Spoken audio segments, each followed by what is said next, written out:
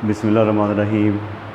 Students, मैं आपका teacher Kashif रज़ा।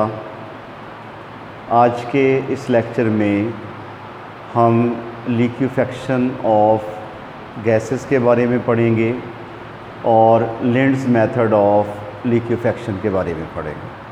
तो सबसे पहले लिक्विफेक्शन जो है वो होती क्या है।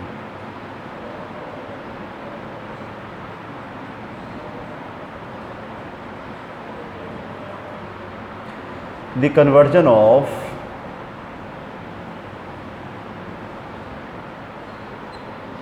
vapors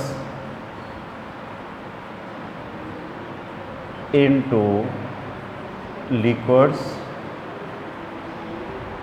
at high temperature, high pressure and low temperature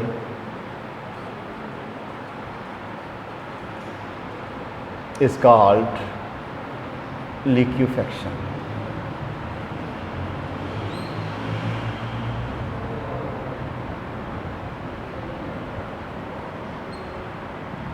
ठीक हो गया कि वेपर्स का लिक्विड में कन्वर्ट होना by applying a high pressure and by decreasing temperature is called liquefaction। अब टेम्परेचर को जब भी हम लो करेंगे तो गैस के मॉलिक्यूल्स के दरमियान अट्रैक्टिव फोर्सेस जो हैं वो बढ़ेंगी और साथ में मॉलिक्यूल्स की काइनेटिक एनर्जी जो है वो भी क्या होगी, वो कम होगी। यानी कि by decreasing a temperature kinetic molecular movement decrease होगी और प्रेशर के हाई करने से मॉलिक्यूल्स के दरमियान जो अट्रैक्टिव फोर्सेस हैं वो भी बढ़ना शुरू हो जाएंगी। तो हमें गैस को लिक्विड में कन्वर्ट करने के लिए अट्रैक्टिव फोर्सेस को बढ़ाना होता है, इसलिए हम अट्रैक्टिव फोर्सेस को बढ़ाने के लिए टेम्परेचर को लो करते हैं और प्रेशर को जो है वो बढ़ा देते हैं। तो अब गैसेस का लिक्विड में कन्वर्ट होना ये लिक्विफेक्शन कहलाता है। और कंडीशंस क्या हैं लिक्विफेक्शन के लिए? टेम्परेचर का लो होना और प्रेशर का हाई होना। अच्छा, अब हर गैस का लिक्विड में कन्वर्ट होने के लिए एक मखसूस टेम्परेचर रेंज होती है कि एक मखसूस टेम्परेचर रेंज में ही किसी भी गैस को लिक्विड में कन्वर्ट किया जा सकता है। मसलन कार्बन डाइऑक्साइड है, कार्बन डाइऑक्साइड की जो टेम्परेचर रेंज है वो क्या है, 31.1 डिग्री सेंटीग्रेड। यानी कि अगर हम 0 से 31.1 डिग्री सेंटीग्रेड में किसी भी टेम्परेचर के ऊपर हम कार्बन डाइऑक्साइड को लिक्विड में कन्वर्ट कर सकते हैं। ठीक है, तो मैंने आपको बताया कि किसी भी गैस की लिक्विड में कन्वर्ट होने के लिए एक स्पेसिफिक टेम्परेचर जो है वो रेंज होती है। मसलन वाटर है, वाटर जो है इसके अंदर स्ट्रॉन्ग अट्रैक्टिव फोर्सेस होती हैं, तो इसलिए वाटर की जो टेम्परेचर रेंज है वो भी क्या होगी, ज़्यादा होगी as compared to the carbon dioxide. तो टेम्परेचर रेंज से मुराद क्या है कि वाटर को हम हाई टेम्परेचर पर भी लिक्विड में कन्वर्ट कर सकते हैं। वाटर वेपर्स को, यहाँ पे क्या होगा, वाटर लिक्विड फॉर्म में नहीं है बल्कि वाटर जो है ये वेपर फॉर्म में है। ठीक है, तो वाटर अगर वेपर फॉर्म में है तो इसको हाई टेम्परेचर तक लिक्विड में कन्वर्ट किया जा सकता है। इसकी टेम्परेचर रेंज जो है वो क्या होगी, ज़्यादा होगी। तो वो हाईएस्ट टेम्परेचर जिस टेम्परेचर पर मसलन कार्बन डाइऑक्साइड का 0 से 31.1 डिग्री सेंटीग्रेड टेम्परेचर रेंज है, तो ये वाली जो लास्ट वैल्यू है जहाँ तक इस कार्बन डाइऑक्साइड को हम लिक्विड में कन्वर्ट कर सकते हैं वो वैल्यू कहलाती है क्रिटिकल टेम्परेचर। पास हो गया जी, क्रिटिकल टेम्परेचर जो है वो। तो क्रिटिकल टेम्परेचर की डेफिनेशन क्या बनेगी, highest temperature highest temperature at which any substance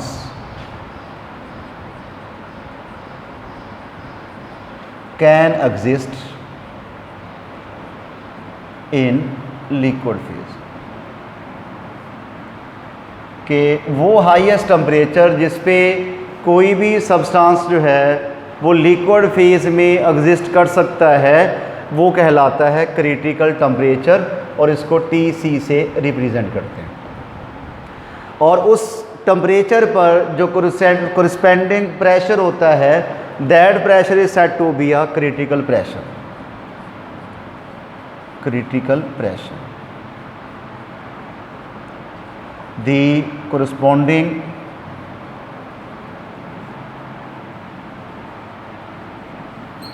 pressure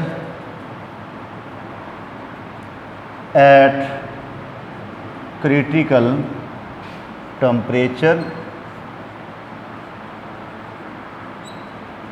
is called critical pressure। इसको PC से रिप्रेजेंट जो है वो किया जाता है। ठीक हो गया। अच्छा भी, एक मोल किसी भी गैस का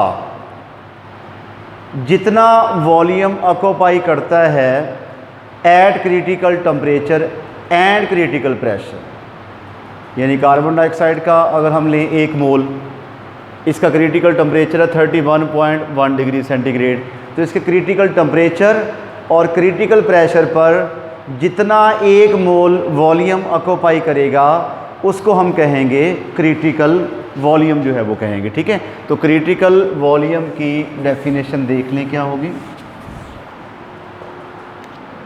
क्रिटिकल वॉल्यूम, VC से इसको रिप्रेजेंट करेंगे। C जो है stands for critical and V for the volume. The volume of 1 mole of a gas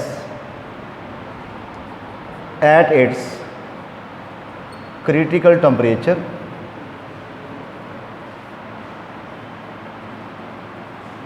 and critical pressure,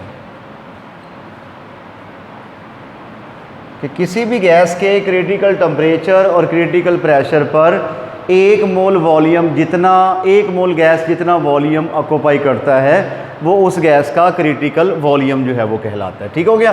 तो हमने 3 चीज़ें पढ़ी। Critical temperature, the highest temperature at which any substance can exist as a liquid phase, और critical pressure जो है the corresponding temperature, corresponding pressure at a critical temperature is called critical pressure, and critical volume is the volume of 1 mole of a gas at its critical temperature and pressure is called critical volume।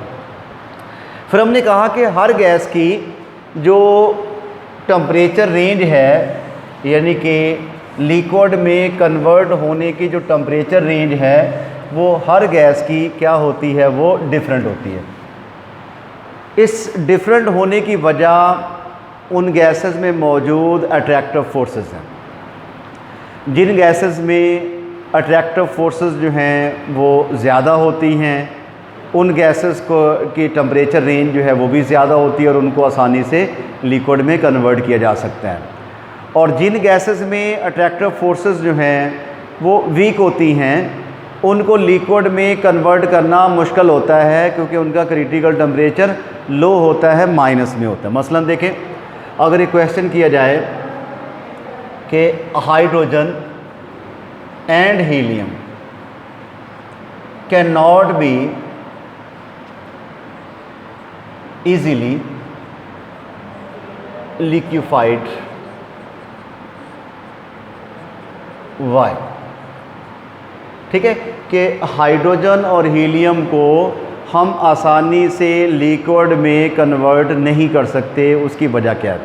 उसकी वजह ये है कि ये दोनों non polar gases हैं, और जो नॉन पोलर गैसेस होती हैं ना, उनकी जो टेम्परेचर रेंज है कन्वर्ट होने की लिक्विड में वो माइनस में आ जाती है, यानी -200 डिग्री सेंटीग्रेड।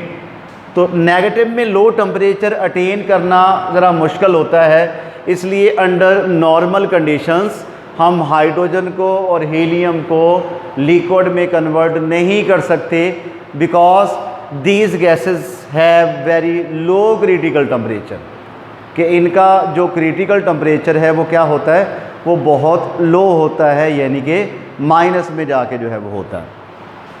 अच्छा, उसके बाद हमने एक पढ़ा था जॉल थॉम्सन इफेक्ट, जब हमने स्टार्ट में गैसेस की प्रॉपर्टीज़ को डिस्कस किया था उस वक़्त हमने पढ़ा था जॉल थॉम्सन इफेक्ट। आपके पास क्या हो गया जी, जॉल थॉम्सन इफेक्ट। तो जॉल थॉम्सन इफेक्ट, इसकी अगर हम स्टेटमेंट देखें तो ये है कि सडन एक्सपेंशन ऑफ गैसेस